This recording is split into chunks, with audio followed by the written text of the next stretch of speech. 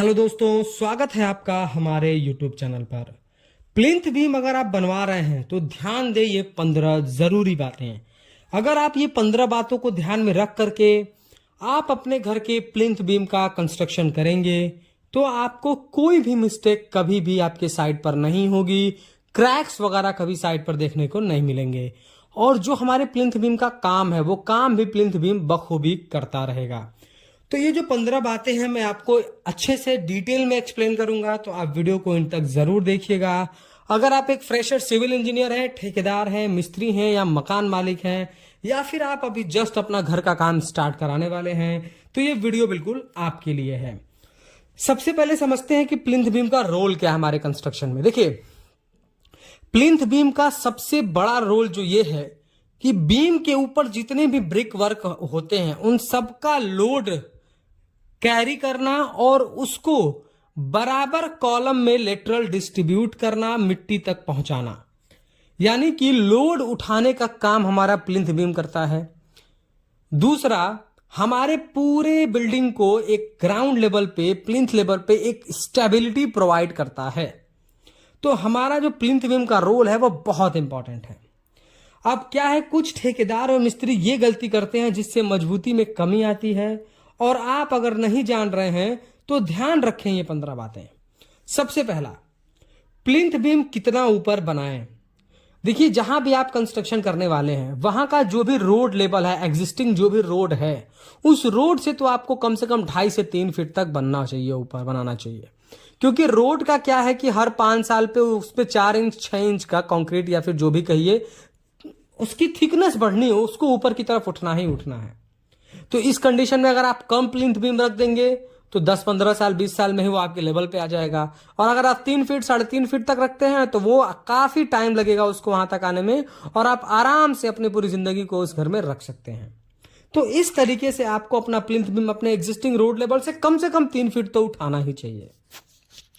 अगला, क्या जो है ईंट की चिनाई प्लिंथ बीम के नीचे करना जरूरी है।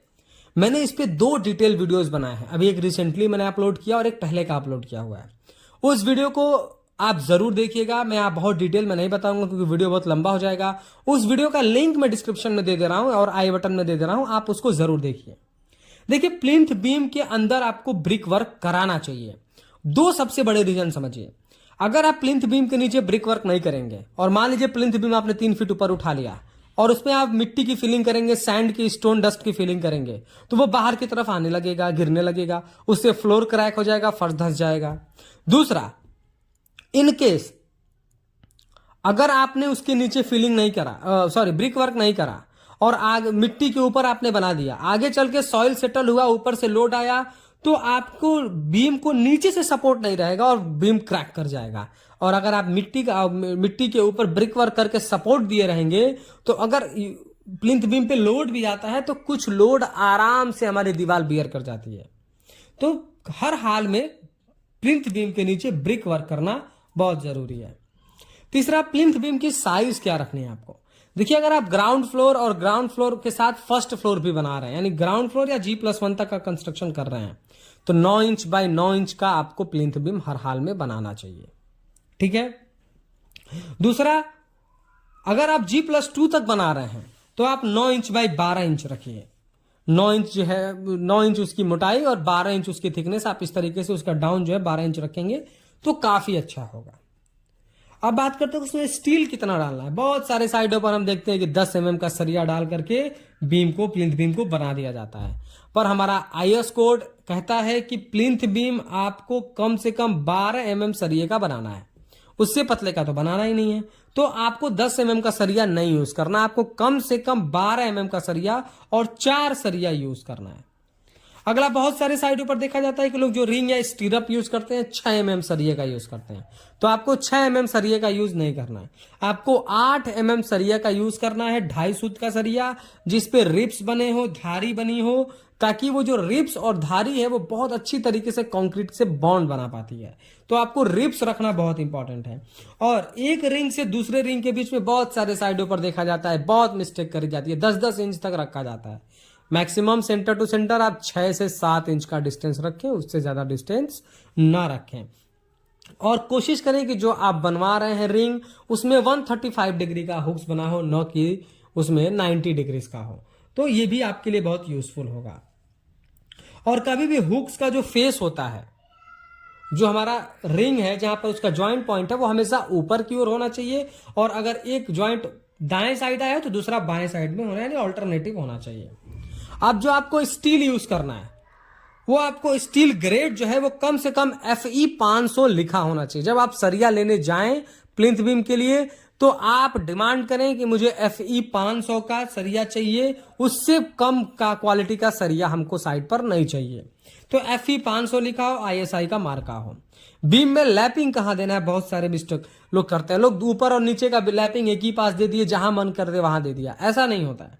जब भी आप प्लिंथ बीम में लैप दे रहे हो, तो ऊपर का सरिया जो कि हमारा कंप्रेशन जोन कहलाता है, उसमें आप सेंटर में दे सकते हैं। और जो लैपिंग की लेंथ होगी वो 24D होगी। डी मतलब डायमीटर ऑफ स्टील।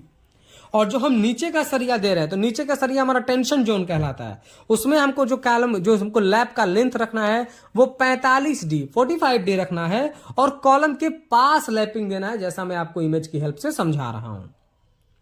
अगला हमारा डेवलपमेंट लेंथ। देखिए जैसा मैं आपको वीडियो में दिखा रहा हूं, जब भी आपको प्लिंथ बीम बनानी है, तो जहां पर आपका बीम इंड हो रहा है जिस कॉलम पे, उस कॉलम पे आपको L मोड़ देना है। L आपका ये 10D होना चाहिए, कम से कम 6 से 8 इंच हो। यहां इस साइड पर नहीं मोड़ा गया, लेकिन मैं आपको इमेज पे दिखा रहा हूं। इस तरीके से आपको डेवलपमेंट लेंथ प्रोवाइड करना चाहिए हर हाल में। अगला है हमारा कंक्रीट कैसा बनाना है। देखिए प्लिंथ बीम के लिए कंक्रीट तो सबसे बेहतर है कि आप M25 बनाए, यानी एक बोरा सीमेंट, एक बोरा सैंड और 2 बोरा आप एग्रीगेट का यूज करें। 1-1-2 का आप करें। लेकिन अगर M20 का करते हैं, 1-1.5-3 का, तो वो काफी अच्छा है। M25 काफी अच्छा है, लेकिन अगर आप M20 भी करते हैं तो वो भी आपकी कंस्ट्रक्शन के लिए यूजफुल है। M20 इन द सेंस की 1-1.5-3, 1 बोरा सीमेंट तो 1.5 बोरा सैंड और 3 बोरा एग्रीगेट, ऐसे आप यूज कर सकते हैं। और उसके बाद देखिए शटरिंग आपको कभी भी प्लाई की ही करनी है या फिर MS का करना है। आपको शटरिंग कभी भी ईंट की नहीं करनी है। ईंट में ढेर सारी प्रॉब्लम है। पहला तो आप ईंट को रखेंगे तो बारीक बारीक छेद रहते हैं, कंक्रीट डालेंगे सीमेंट की स्लरी बह जाएगी। वाइब्रेटर नहीं चला सकते, क्योंकि वाइब्रेटर चलाएंगे तो हमारा ईंट ही गिर जाएगा, हमारी शटरिंग ही हट जाएगी। और दूसरा, ईंट का क्या है, पानी एब्जॉर्ब करता है। आप कंक्रीटिंग करें, कंक्रीट का पानी एब्जॉर्ब कर लिया ईंट ने, आपका कंक्रीट कमजोर हो गया, आपकी बीम कमजोर हो गई। तो आपको हमेशा प्लाई का यूज करना है, आप कभी भी ब्रिक का यूज ना करें। आप प्रॉपर कवर ब्लॉक यूज करें। कवर ब्लॉक यूज नहीं करेंगे तो आपका जो सरिया है वो वेदर टू एक्सपोज होगा, सरिया दिखेगा, बाद में उसमें जंग लगेगा, पूरा सरिया खराब और प्लिंथ बीम खराब हो जाएगा। इससे आपका स्ट्रक्चर भी फेल हो सकता है, घर में बड़े बड़े क्रैक्स देखने को मिल सकते हैं। तो आप कवर ब्लॉक यूज करें। शटरिंग कभी भी आपको 48 घंटे के बाद खोलनी है, उससे पहले आपको शटरिंग नहीं खोलनी है। जब भी प्लिंथ बीम की कास्टिंग का तो जो भी साइड लगाई जाती है, साइड को आप 48 घंटे के बाद खोलें, 24 घंटे के बाद खोलेंगे, बीम भी फूटता है और सेटिंग भी अच्छे से नहीं हो पाती, तो कम से कम 48 घंटे के बाद खोलें। और क्यूरिंग आपको 7 से 12 दिन तक प्लिंथ बीम पे करना है। ऐसा नहीं कि पानी बाल्टी से मारा और हट गए, उसमें प्रॉपर नमी पहुंचानी है। कुछ इस तरीके से आपको क्यूरिंग करना है। वीडियो पसंद आया हो तो प्लीज वीडियो को लाइक कर दें, और अगर चैनल पर नए हैं कंस्ट्रक्शन से रिलेटेड ऐसे ही इंफॉर्मेटिव वीडियोज इन फ्यूचर देखना चाहते हैं तो प्लीज चैनल को सब्सक्राइब करके बेल नोटिफिकेशन को ऑल पर प्रेस कर दें। Thank you.